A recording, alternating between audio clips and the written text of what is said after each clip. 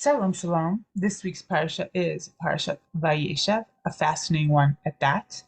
And I'd like to begin with pretty much the beginning of the parsha, where we're told, Ela toldot Yaakov.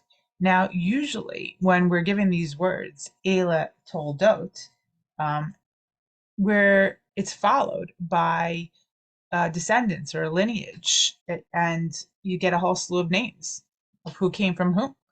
But here we don't get that. We get a story right after it tells us that Yosef was 17 years old and he was shepherding the flock with his brothers, dot, dot, dot, and the whole story. Now, that seems extremely odd. Why is it going into this story? And I think that it's a critical lesson here to learn. And it's the lesson of the Jewish nation, the Jewish people.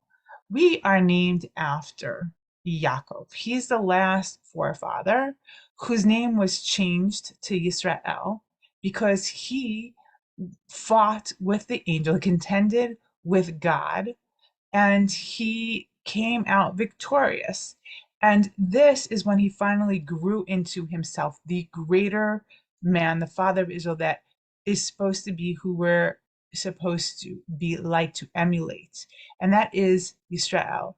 And it's interesting because out of all the people in the Torah that get a name change, he's the only one that we see bounce back and forth from his old name, Yaakov, that he was given at birth, to his God-given name, Yisrael, that we are, as a nation, are named after.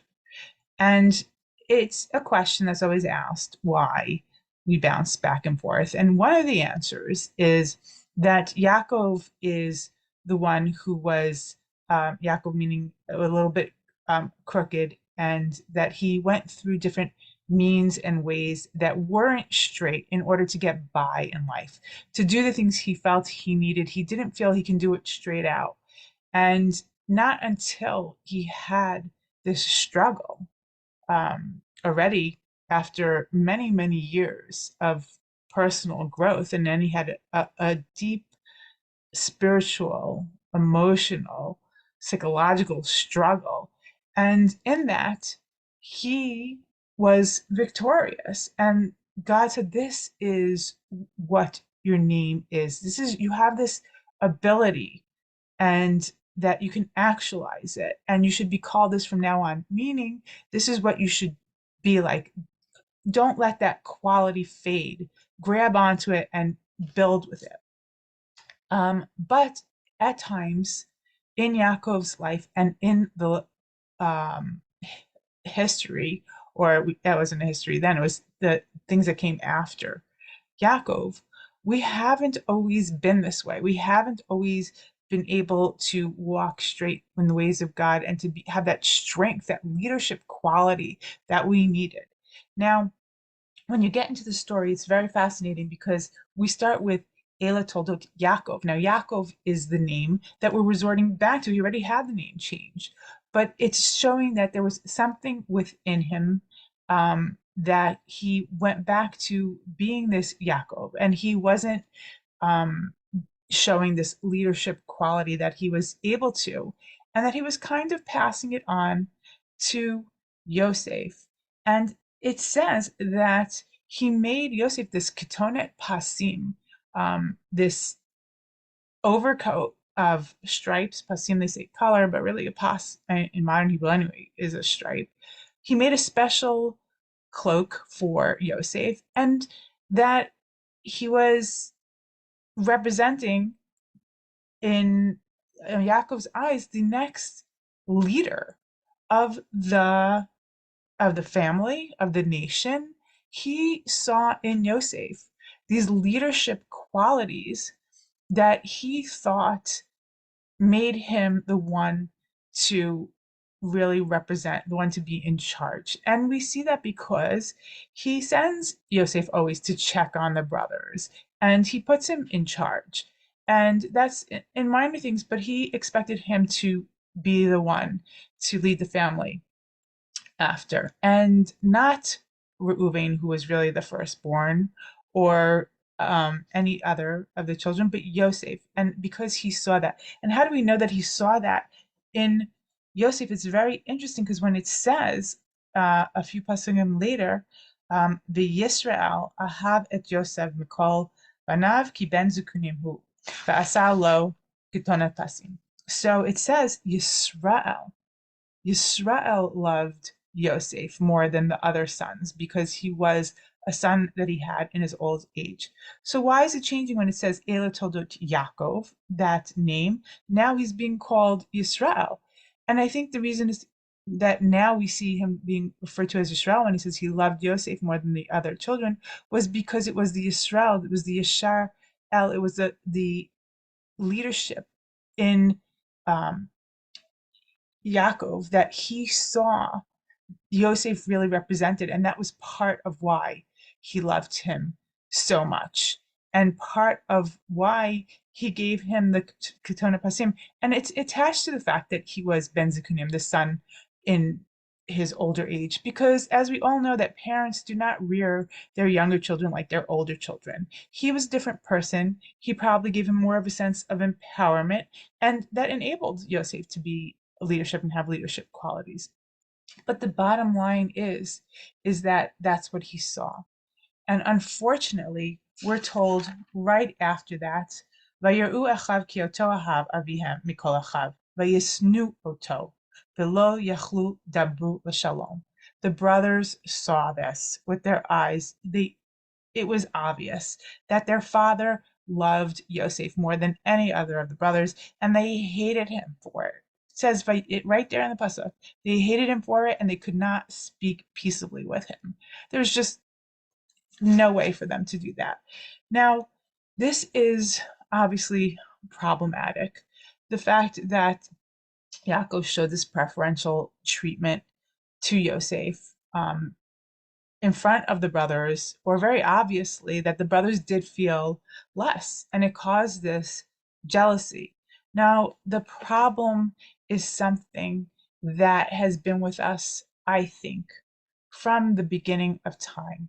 The reason why we bounce back between the name of Yaakov and Israel is this power struggle we have amongst ourselves. We see sometimes our brother in our own religion as being either successful, but in a different way, showing leadership qualities in a different way. And we feel sometimes hatred and jealousy, and we try to bring down our own people. This has been sinat chinam within our religion since the beginning of time that has always been our downfall. Always. I mean, and the fact that they were led down to Mitzrayim because of this, um, as they say, Maseh Avot Simal Banim, and it's something that we still have not learned from. So I think, yes, it was problematic that Yaakov displayed that his favoritism towards Yosef, but there's culpability on everybody's part. You can never, ever put full blame on your father or your brother for, flaunting his dreams, the father for showing preferential treatment. That doesn't give you the right to take your brother and throw him into a pit naked and screaming for his life. Even if you want to go according to the Mefarshim who say that they thought Yosef was a rodef, that they said, yeah, he was coming after us for our own life. He's trying to take things that aren't meant for him. This is going to, change the whole course of history. That doesn't mean you do things the way they did it. It was wrong. No matter what, it was wrong. And we have to understand that even if we feel righteous indignation against our brother, and it has to do with our past, our present, their actions at the time, or our potential future, we never have the right to do something that's wrong.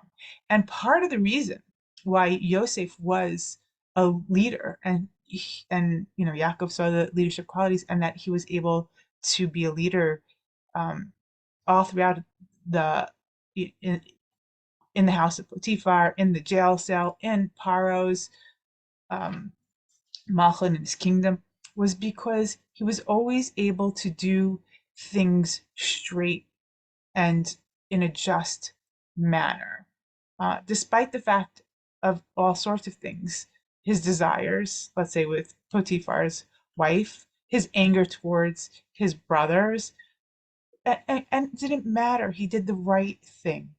That came first. And that's why he was a successful leader. And that's something that we have to learn from and always know to ask ourselves, is what we're doing at the moment correct? And in our own right. And everyone else has to pay the piper for their mistakes. It's not your job to uh, make them suffer because they've done something horribly wrong, even. You have to do things in the right channel, the right way. And only then will your efforts be blessed. And also, only then, if you really love your brother, you do things in a different way we try to help one another and the best we can. With that message, I wish you all a very good Shabbat Shalom. Peace. Peace out.